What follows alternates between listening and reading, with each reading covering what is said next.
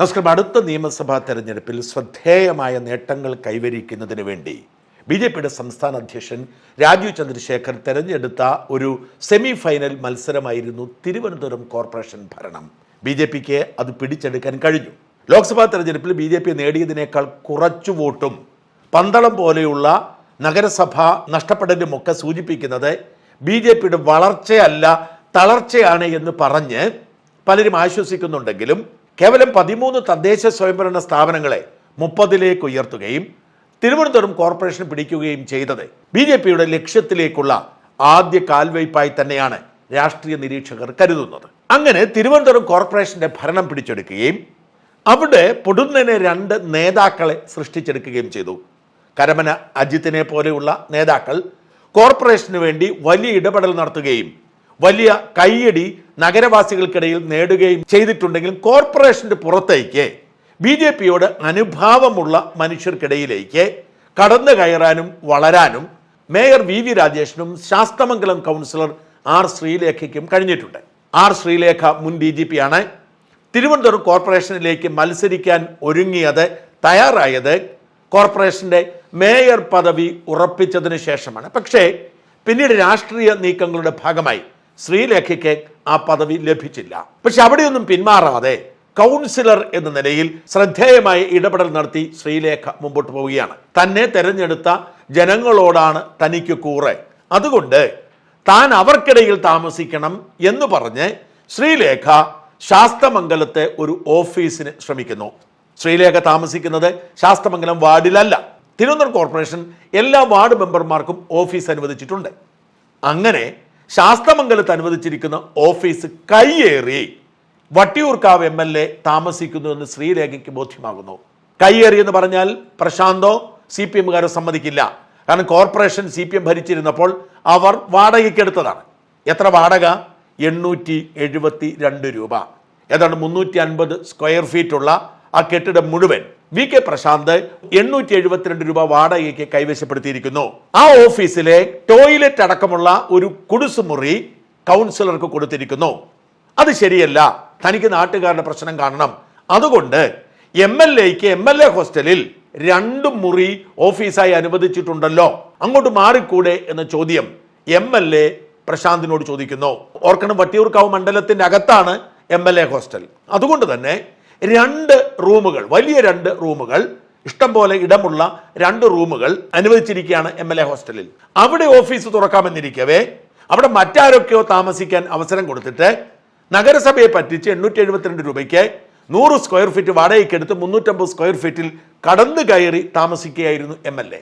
ഇതാണ് യാഥാർത്ഥ്യമെന്നിരിക്കെ MLA വെറും ഒരു കൗൺസിലറായ ശ്രീലേഖ പഴയ പോലീസ് ബുദ്ധി ഉപയോഗിച്ച് MLAയെ ഇറക്കി വിടാൻ ശ്രമിച്ചു എന്ന് പറഞ്ഞുകൊണ്ട് ആരോപണമുയർത്തി. കേട്ടപാതി സഖാക്കളും അവരെ പിന്തുണയ്ക്കുന്ന റിപ്പോർട്ടർ പോലെയുള്ള മാധ്യമങ്ങളും BJP വിരോധികളായ മീഡിയാവണുമൊക്കെ ശ്രീലേഖയ്ക്കെതിരെ ഉറഞ്ഞു തുള്ളി.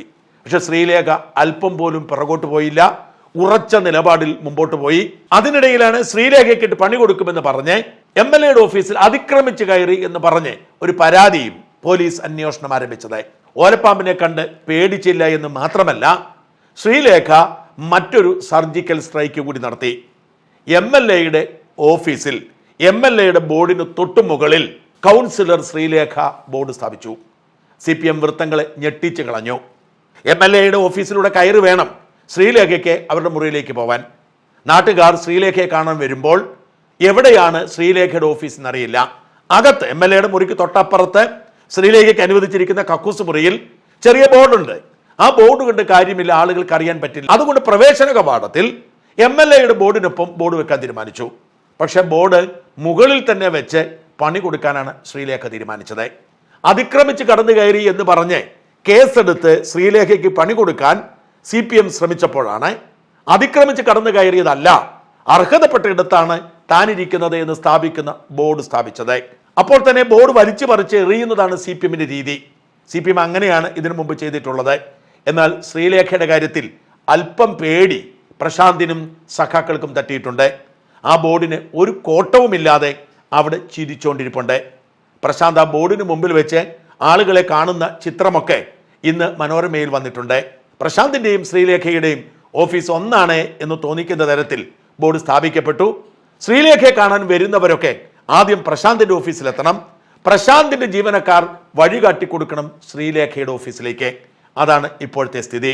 മാത്രമല്ല, MLA എന്ന നിലയിൽ പ്രശാന്ത് കാട്ടിയിരിക്കുന്ന അതിക്രമത്തെ ചോദ്യം ചെയ്യാൻ ശ്രീലേഖ രംഗത്തിറങ്ങിയിട്ടുണ്ട്. ഇതിനോടകം ശ്രീലേഖ കോർപ്പറേഷന് പരാതി കൊടുത്തു. താനിരിക്കേണ്ട ഇടത്ത് അതിക്രമിച്ച് പ്രശാന്ത് കടന്നിരിക്കുന്നു. കോർപ്പറേഷൻ അന്വേഷണം പ്രഖ്യാപിച്ചു. വാടക അടയ്ക്കാൻ മടിയായിരുന്ന പ്രശാന്ത് പെട്ടെന്ന് പോയി മാർച്ച് വരെയുള്ള വാടക അടച്ച് തടി രക്ഷിക്കാൻ ശ്രമിക്കുന്നുണ്ട്. വാടകക്കാരൻ എന്ന നിലയിൽ വാടക കുറവാണെങ്കിലും ഒരുപക്ഷെ പ്രശാന്തിനെ ഈ മാർച്ച് വരെ തുടരേണ്ടി വരാം. മാർച്ച് വരെയാണ് കരാർ എന്നാണ് പറയുന്നത്. പക്ഷെ അപ്പോഴും ഒരു ചോദ്യം ബാക്കിയാവുന്നു. പ്രശാന്തിന് കരാർ എഴുതി കൊടുക്കുമ്പോൾ എത്ര ഇടം കൊടുത്തിട്ടുണ്ട്? ശ്രീലേഖ പറയുന്നു കേവലം 100 സ്ക്വയർ ഫീറ്റ്. ബാക്കി ഏതാണ്ട് 250 സ്ക്വയർ ഫീറ്റ് അതിക്രമിച്ച് കയറി പിടിച്ചെടുത്തതാണ്. അത് ഒഴിഞ്ഞു കൊടുക്കേണ്ടി വരും. കോർപ്പറേഷൻ അളക്കാനിറങ്ങിയാൽ പ്രശാന്തിന്റെ മുറിയുടെ വലുപ്പവും കുറയും. ആ കുറഞ്ഞ വലുപ്പത്തിൽ പ്രശാന്തിന് ഇരിക്കാൻ സൗകര്യമില്ലെങ്കിൽ തിരിച്ച് MLA ക്വാർട്ടേഴ്സിലെ ഓഫീസിലേക്ക് പോവേണ്ടി വരും. ശ്രീലേഖ ഒട്ടും മടിക്കാതെ ബോർഡ് വെച്ച് രംഗത്തിറങ്ങിയത് അതുകൊണ്ടാണ്. അക്ഷരാർത്ഥത്തിൽ CPM-ന് പേടിയുണ്ട്. അനാവശ്യമായി ഉണ്ടാക്കിയ വിവാദമാണ്. ആ വിവാദം തങ്ങൾക്ക് വിനയായിരിക്കുന്നു. പണ്ട് മേയർ ആര്യ രാജേന്ദ്രൻ ഉണ്ടാക്കി വെച്ച വിന പോലെയാണ് ഇതെന്ന് വിശ്വസിക്കുകയാണ് CPM വൃത്തങ്ങൾ. ആര്യ രാജേന്ദ്രൻ KSRTC ബസ് തടയുമ്പോൾ കരുതിയിരുന്നത് ജനങ്ങൾ KSRTC ബസ്സിനെതിരാണ്, അതുകൊണ്ട് എല്ലാവരും ഹീറോയിനാക്കി കണക്കാക്കുമെന്നാണ്. എന്നിട്ട് സംഭവിച്ചതോ, കന്നി മത്സരത്തിൽ മേയറായിട്ടും രണ്ടാമത് CPM സീറ്റ് കൊടുത്തില്ല എന്ന് മാത്രമല്ല, ആ പരിസരത്തൊന്നും അടുക്കരുതെന്ന് പറഞ്ഞു. തെരഞ്ഞെടുപ്പ് കാലത്ത് മേയർക്ക് വീട്ടിലിരിക്കേണ്ടി വന്നു. പ്രശാന്തിന്റെ അവസ്ഥയും ഏതാണ്ട് അങ്ങനെ തന്നെയാണ്. തനിക്ക് അനുകൂലമാവും എന്ന് കരുതി തുടങ്ങി വെച്ച വിവാദം പ്രതികൂലമാകുന്നു. ഇനി കോർപ്പറേഷൻ വാടക കരാറിനെ മാനിച്ചുകൊണ്ട് മാർച്ച് വരെ പ്രശാന്തിനോട് തുടരാൻ അനുവദിച്ചാലും പ്രശാന്തിന് അനുവദിച്ച സ്ഥലം അളന്നു തിട്ടപ്പെടുത്തുമ്പോൾ ബാക്കിയുള്ള സ്ഥലമൊക്കെ ശ്രീലേഖയ്ക്ക് വിട്ടുകൊടുക്കേണ്ടി വരും. എന്തായാലും ഇനി VK പ്രശാന്തിന്റെ ബോർഡിന് മുകളിൽ R ശ്രീലേഖ എന്ന കൗൺസിലറുടെ ബോർഡുണ്ടാവും. ആളുകൾ വന്ന് പ്രശാന്തിന്റെ ഓഫീസ് സഹായത്തോടുകൂടി ശ്രീലേഖയുടെ ഓഫീസിലേക്ക് പോവേണ്ട സാഹചര്യം ഉണ്ടാവും. എന്തുകൊണ്ടാണ് ഇങ്ങനെ ഒരു ബോർഡ് വച്ചത് എന്ന് R ശ്രീലേഖയോട് ഞാനൊന്ന് ഫോണിൽ വിളിച്ച് ചോദിച്ചപ്പോൾ അവർ പറഞ്ഞതുകൂടി കേൾക്കുക. നമസ്കാരം മാഡം, സുഖമായിരിക്കുന്നു? എങ്ങനെ? നന്നായിരിക്കുന്നു. പ്രവർത്തനങ്ങളൊക്കെ വാർത്തകളൊക്കെ കാണാറുണ്ട്, സോഷ്യൽ മീഡിയയിലെ കാണാറുണ്ട്. ഗംഭീരമായിരിക്കുന്നു. ഈ ഓഫീസിന്റെ അവസ്ഥ ഒന്ന് പറഞ്ഞു. അതായത് ഇപ്പൊ മാഡം അവിടെ ചെന്ന് നിലവിലുള്ള ഓഫീസിലൂടെ ഈ VK പ്രശാന്തിന്റെ ഓഫീസിലൂടെ മാത്രമേ നമുക്ക് കയറാൻ പറ്റത്തുള്ളൂ. എങ്ങനെയാണ് അതിന്റെ സിറ്റുവേഷൻ? അത്രേ ഉള്ളൂ.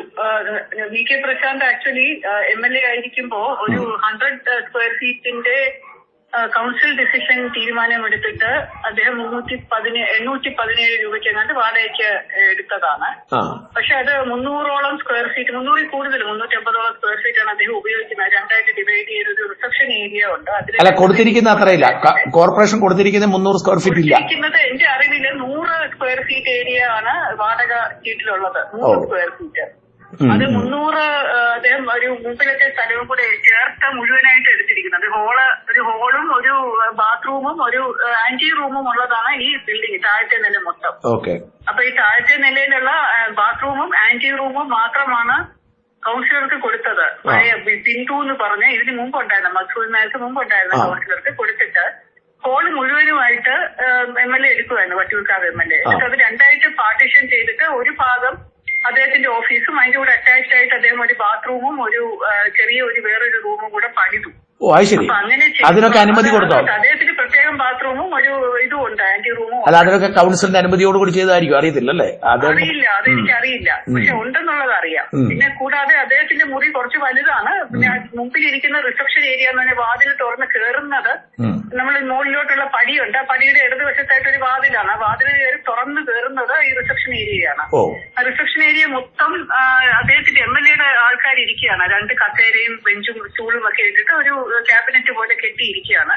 അപ്പൊ ക്യാബിനറ്റിന്റെ ഒരു വശത്തൂടെയുള്ള ഒരു ചെറിയ സ്ഥലത്തൂടെ വേണം ഞാൻ എന്റെ മുറിയിലേക്ക് പ്രവേശിക്കാൻ. അപ്പൊ നമ്മൾ അകത്തോട്ട് കയറി MLA-യുടെ ഓഫീസിന്റെ റിസപ്ഷൻ ഏരിയയുടെ അകത്തൂടെ കയറിയിട്ട് വേണം എനിക്ക് എന്റെ ഓഫീസിൽ പ്രവേശിക്കാൻ. അപ്പൊ ഒരു സ്വകാര്യതയും ഇല്ല, പ്രൈവസിയും ഇല്ല. അപ്പൊ എനിക്ക് എന്റെ ഓഫീസിൽ തിരക്കി വരുന്ന ആൾക്കാരെല്ലാരും വെളിയിൽ വന്ന് MLA-യുടെ ബോർഡ് കണ്ടിട്ട് കുറച്ച് പേര് വിളിച്ച് ചോദിക്കുന്നുണ്ട്, മാഡം എവിടെ എക്സാക്ട് ഇരിക്കുന്നത്, ഞങ്ങൾക്ക് MLA-യുടെ ഓഫീസ് മാത്രമേ കാണാൻ പറ്റുന്നുള്ളൂ. അപ്പൊ ഞാൻ മിക്കവാറും വാതില് പൂട്ടി അടച്ചിടുകയാണ് പതിവ്. കാരണം എന്തെങ്കിലും അകത്ത് സംസാരിച്ച പുറത്ത് കേൾക്കും. ആളുകൾക്ക് പരാതികൾ പലതും ഉണ്ടല്ലോ, അനധികൃതമായിട്ടുള്ള കച്ചവടം ഒഴിപ്പിക്കണം എന്നോ അല്ലെങ്കിൽ അവിടെ മറ്റേ പുറമ്പോക്ക് കയ്യേറിയെന്നോ മറ്റൊന്ന് പറയുന്ന കാര്യങ്ങളൊക്കെ ഇവര് കേൾക്കണ്ടെന്ന് വിചാരിച്ച് ഞാൻ വാതിൽ അടച്ചിടുമ്പോ പലർക്കും വരാൻ പറ്റുന്നില്ല. അപ്പൊ അവർക്ക് അറിയാൻ വേണ്ടിയിട്ട് ഇവിടെ തന്നെയാണ് കൗൺസിലർ ഇരിക്കുന്നത് അറിയാനായിട്ട് ഒരു ബോർഡ് ഞാൻ എന്റെ വാതിലിന്റെ മുകളിൽ എഴുതി വെച്ചു. പക്ഷെ എന്നാലും മറ്റേ മുൻവാതിൽ അടച്ചു കിടക്കുന്നത് കൊണ്ട് അവർക്ക് അറിയില്ല.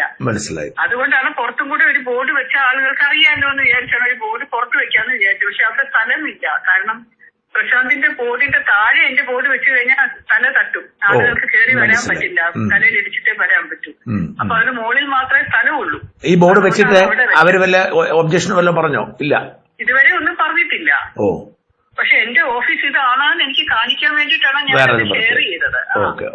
അപ്പൊ നന്നായിരിക്കും. അപ്പൊ എന്തായാലും അപ്പൊ ഇനി കോർപ്പറേഷൻ കൂടി തീരുമാനിക്കുമായിരിക്കും MLA ഓഫീസിന്റെ സ്ഥിതി. ഞാൻ ആദ്യം തന്നെ ഞാൻ 27-ാം തീയതിയാണെന്ന് തോന്നുന്നു ഞാൻ ഓഫീസിൽ ആദ്യമായിട്ട് പോയി. അപ്പൊ അന്ന് തന്നെ ഞാൻ എന്റെ കൈപ്പടയിൽ എഴുതി കൊടുത്തു. പക്ഷെ കൈപ്പട വളരെ മോശമായതുകൊണ്ട് ഞാൻ അടുത്തുള്ള DCP സെന്ററിൽ പോയിട്ട് പ്രിന്റ് ഔട്ട് എടുത്ത് ടൈപ്പ് ചെയ്ത് മേയർക്ക് ഞാൻ കത്തെഴുതി കൊടുത്തിട്ടുണ്ട്. ഇങ്ങനെ അസൗകര്യങ്ങളുണ്ട് എന്റെ ഓഫീസില്, അതൊന്ന് ഇമ്പ്രൂവ് ചെയ്ത് തരണം, സൗകര്യങ്ങൾ വർദ്ധിപ്പിക്കണം എന്ന് പറഞ്ഞ് എഴുതി കൊടുത്തിട്ടുണ്ട്. വളരെ പെയിന്റൊക്കെ ഇളകി കിടക്കുകയാണ്. അല്ല, ഈ 100 എന്താണ് 100 സ്ക്വയർ ഫീറ്റ് ആണല്ലോ കൊടുത്തിരിക്കുന്നത്. ബാക്കി തിരിച്ചെടുപ്പിടിക്കാമല്ലോ കോർപ്പറേഷന് 100 സ്ക്വയർ ഫീറ്റ്. അല്ലാതെയും കൗൺസില് 2019 ഉണ്ടായിരുന്ന കൗൺസിലായിരുന്നു. ആ കൗൺസിൽ തീർന്നിട്ട് അടുത്ത കൗൺസിലും വന്നു.